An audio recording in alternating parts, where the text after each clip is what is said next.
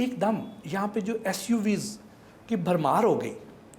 इससे पहले लोग सीडान लेते थे सर, इसकी कामयाबी के पीछे क्या फैक्टर्स थे? ये एक ग्लोबल ट्रेंड है। अगर आप ग्लोबली देखें ना, तो पहले लोग सेडान पसंद करते थे, फिर एक क्रॉसओवर की मार्केट आना शुरू हुई। पाकिस्तान को तो बहुत एंड पे आता है दुनिया में। अगर आप देखें यूरोप के अंदर, जर्मनी के अंदर, दुबई के अंदर, हमारा ट्रेंड ज़्यादातर हम लोग यूएई को फॉलो कर रहे होते हैं। तो उन सब में भी अगर आप देखें ग्लोबली एक डिमांड जो है ना एसयूवी की ज़रूर शुरू की थी। और पाकिस्तानी मार्केट में भी जब नए एंट्रेंट आए तो उन्होंने देखा कि यार सबसे ज़्यादा गैप इस मार्केट में है, तो हर कंपनी ने सबसे पहले एसयूवी लॉन्च की। लोग कहते हैं जी नीचे वाली जो है मार्केट 660 में कोई क्यों नहीं आ रहा। तो मैं हमेशा समझाता हूँ कि ये कंपनियाँ एनजीओज़ नहीं हैं, उनको प्रॉफिट बनाना है। उनको जहाँ ज़्यादा डिमांड नज़र आएगी, जहाँ प्रॉफिटेबिलिटी ज़्यादा होगी, जहाँ कंज्यूमर के पास बाइंग पावर ज़्यादा होगी, वो वहाँ पे लॉन्च करेंगे। और सब ने इसीलिए आप देखें तो क्रॉस ओवर मार्केट को हिट किया सबने। पाकिस्तान में इस पूरे खित्ते की निस्बत सबसे ज़्यादा महंगी गाड़ियाँ क्यों हैं? सर, बिल वास्ता और बिला वास्ता सबसे ज़्यादा टैक्स भी इस खिते में ही है। सो अगर आप आज गाड़ी पाकिस्तान में बना रहे हैं, जो सीकेडी गाड़ियाँ जिनको बनाते हैं, हम कंपनियों को बड़ा बुरा भला कहते हैं, तो आज 100 रुपये की गाड़ी में 52 रुपये टैक्स है। तो 52% of every car is tax अगर वो लोकल बनती है। अगर इम्पोर्ट होती है तो 432% ड्यूटी। ये जो आप और मैं लग्जरी गाड़ियाँ देख रहे हैं पाकिस्तान में, मैं तो कहता हूँ सलूट है इन लोगों को जो ले रहे हैं। अगर दुनिया में देखें तो इसकी कॉस्ट 1/5 है, महंगी तरीन गाड़ियाँ हैं। तो tax is the biggest thing I guess, जिसकी वजह से अगर आपको गाड़ियाँ महंगी लगती हैं। पिछले कुछ अरसे में गाड़ियों की जो सेल है वो बढ़ी है या ड्रॉप हुई है? न्यू कार की जो प्रोडक्शन है वो भी नीचे गई है, सेल भी नीचे गई है। सो अगर हम अपनी जो इकोनॉमिक ग्रोथ देखते आ रहे हैं, 2016 में पहली कॉम्प्रिहेंसिव ऑटो पॉलिसी आई थी, तब पाकिस्तान साल की तकरीबन 1,50,000 गाड़ियाँ बनाता था। वो 18, 19, 20 में फिगर तकरीबन 2.5 लाख के करीब गया पीक पे। और हम अगर कोरोना ना आता और जो एक्सपेक्टेशन थी कि ये 4 से 5 लाख पे जाएगा 14 ऑटो मैन्युफैक्चर के साथ, लेकिन अनफॉर्चुनेटली अभी भी आप 1.5 लाख के फिगर पे खड़े हैं।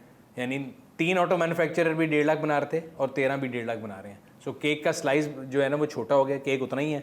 अब वो डिवीज़न 13 कंपनियों में हो रही है और उसकी सबसे बड़ी वजह इकोनॉमिक डाउन टर्न है पाकिस्तान का।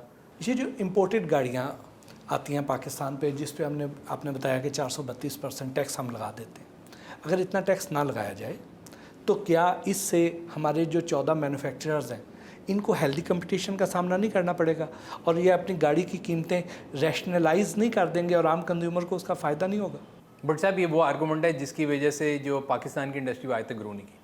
अगर आप 90s में कंपेयर करें, हमारा जो हमसाया मुल्क है, हम कीमतें उनसे बहुत ज़्यादा कंपेयर करते हैं, तो उनके पास बहुत छोटी छोटी गाड़ियाँ थी, हमारे पास बड़ी बड़ी गाड़ियाँ थी। कभी BMWs आ रही हैं रेडको के थ्रू, तो कभी शाहनवाज के थ्रू मर्सिडीज़ आ रही हैं। उनके पास सिर्फ वो एक ही गाड़ी होती थी, छोटी सी साबुनदानी टाइप थी, ठीक है। उन्होंने क्या किया, उन्होंने अपनी इकोनॉमी को क्लोज़ कर दिया। उन्होंने कहा जिसने आना है वो इधर बनाएगा, वरना नहीं बनाएगा, ठीक है। इकोनॉमिक टर्म है कि आप अपनी इकोनॉमी को क्लोज़ कर देते हैं। हमने क्या किया, हमने कहा जी हमने ऑटो मैन्युफैक्चरर को धमकी देनी है, हम 10 साल की इंपोर्ट खोल देंगे।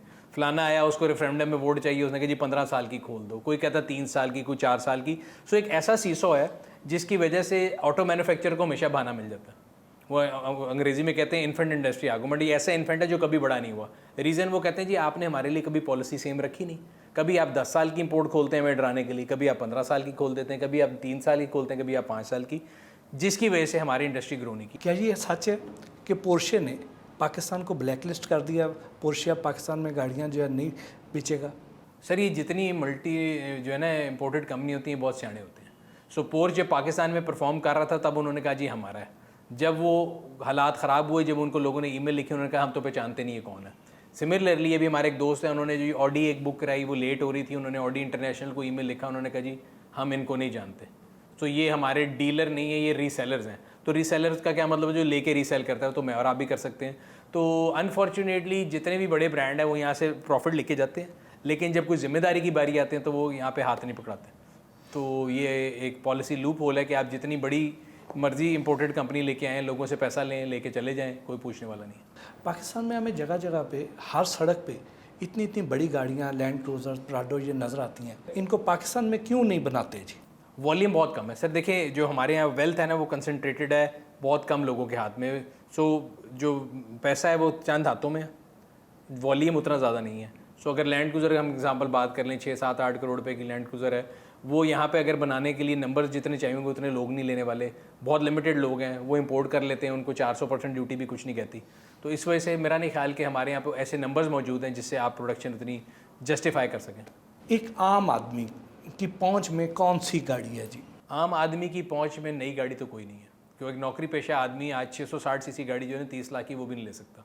उसने बिजली का बिल देना है, घर का किराया देना है, फिर डिफरेंट इदारों के टैक्स देने हैं, फिर उसको नीलम जेलम सरचार्ज भी पढ़ना है, फिर उसको सारा कुछ पढ़ना है। सो वो सिंपल सी बात है, वो तो बेचारा ज़िंदगी गुजार ले, फिर उसने बच्चों की फ़ीस देनी है, फिर उसने टैक्स वालों को जाके बताना है कि उसने फ़ीस के पैसे कहाँ से अरेंज किए थे। तो ये सारा कुछ करते करते वो बेचारा ज़िंदगी में धूप छाँव में मोटरसाइकिल पे गुजार सकता है। मेरा नहीं ख्याल कि आम मतवसत तबके का आदमी 0 मीटर गाड़ी खरीद सकता ये जो हमें मुख्तलिफ शोरूम्स पे इम्पोर्टेड गाड़ियाँ नज़र आती हैं, उसमें छोटी भी हैं, उसमें बड़ी भी हैं, और ये जो गाड़ियाँ हैं इनका यहाँ पे कोई सेल्स नेटवर्क नहीं है, उनके पार्ट्स नहीं मिलते हैं, लेकिन मार्केट में वो बहुत ज़्यादा उसकी भरमार है।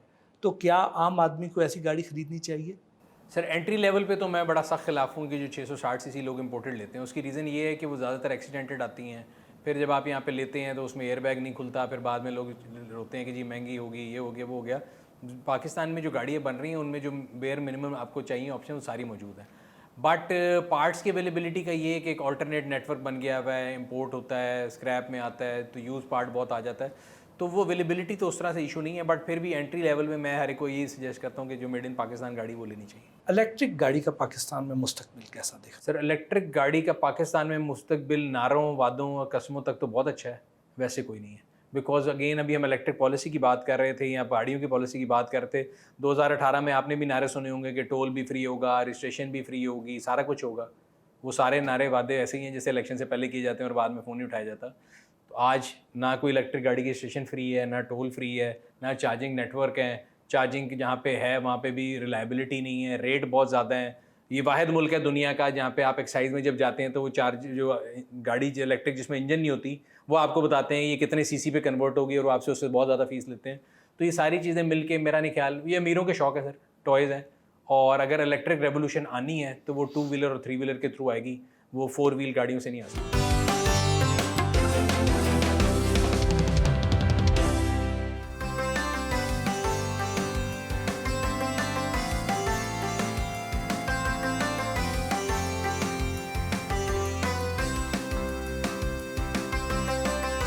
तो किसी भी मल्टीनेशनल कंपनी की तरह हमने यहाँ पे कोशिश ये की है कि एक सेठ कंपनी ना हो। कल्चर ये है कि जो बंदा कंपनी में है वो अपनी इनपुट दे और एक आज़ादाना ख्याल से कंपनी आगे चले। सो डिफरेंट आपको यहाँ पे जगह नजर आएंगी, मीटिंग रूम है, इस तरह HR है, फाइनेंस है, फिर हमारा अपना जो कॉल सेंटर है इन हाउस है। सो आप पार्क बीच पकड़ जाते हैं, आप गाड़ी का ऐड लगाते हैं, उसके अंदर डिफरेंट काम है जो आप करा सकते हैं। ये हमारा कॉल सेंटर है जहाँ पे डिफरेंट हमारे जो सेल्स एजेंट हैं वो डिफरेंट कामों के लिए आपको यहाँ पे कॉल कर रहे हैं, चेक कर रहे हैं।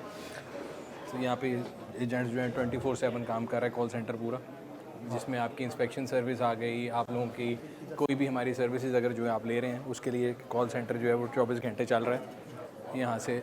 नहीं अल्हम्दुलिल्लाह हमारा सारा इन हाउस है, कोई भी चीज़ जो है बाहर से वो सोर्स नहीं की हुई। तो ये जो है कस्टमर्स की रहनुमाई करते हैं, आपने कोई प्रोडक्ट मंगानी है वो है, कोई इंस्पेक्शन बुक करानी है, कोई भी रिलेटेड हमारी सर्विस से कोई भी एतराज़ भी है तो उसके लिए भी हमारी हेल्पलाइन 24 घंटे चल रही है। कुछ लोग ये समझते हैं, जैसे आपने अभी बताया, कि शायद ये एक कंप्यूटर रख के बैठे हुए हैं और वहाँ से ये चीज़ें मैनेज हो रही हैं। कुछ लोग ये समझते हैं कि आपका शायद शोरूम है और आप बस गाड़ियाँ बेचते भी हैं, ख़रीदते भी हैं और आप ये काम करते हैं। ये एक प्लेटफॉर्म है जहाँ पे लोग आके अपनी गाड़ी लगा सकते हैं बेचने के लिए, दूसरे लोग डायरेक्टली अप्रोच करके ख़रीद सकते हैं। उसके अलावा डिफरेंट सर्विस मैंने आपको बताया कि आपने इंस्पेक्शन करानी, बल्कि मैं आपको भी दिखाता भी हूँ कि गाड़ी अगर आपने ख़रीदनी हो तो मैंने एक गाड़ी लेनी थी तो उसकी इंस्पेक्शन कैसे होती है ताकि आपको पता लगे कि इंस्पेक्शन में क्या क्या चीज़ें होती हैं वो, और उससे रिलेटेड जितनी चीज़ें हैं। तो तमाम डिपार्टमेंट जिस तरह किसी भी कंपनी में होते हैं, सेल्स का डिपार्टमेंट अलग है, ह्यूमन रिसोर्स अलग है, मार्केटिंग का अलग है, बल्कि हमारी जितनी ऐप है वो भी सारे इन हाउस बिल्ड है। ये नहीं कि आपने किसी कॉपी पेस्ट कर लिया। तो हमारे जितने इंजीनियर्स हैं अभी आपको यहाँ पे फ्लोर में दिखाते हैं, तो वो जो है वो हमारी अपनी टीम है जो सारे इसके हमारे सॉफ्टवेयर भी बनाती हैं, ऐप्स भी बनाते हैं।